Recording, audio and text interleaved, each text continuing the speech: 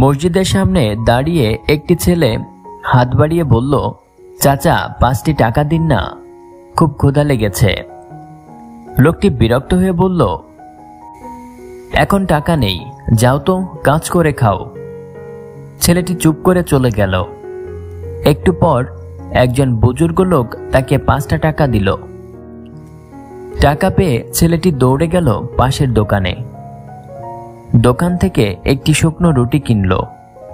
তারপর রুটিটির অর্ধেক ভাগ করে এক অন্য ভিখারিকে দিল, বাকি অর্ধেক নিজে খেল।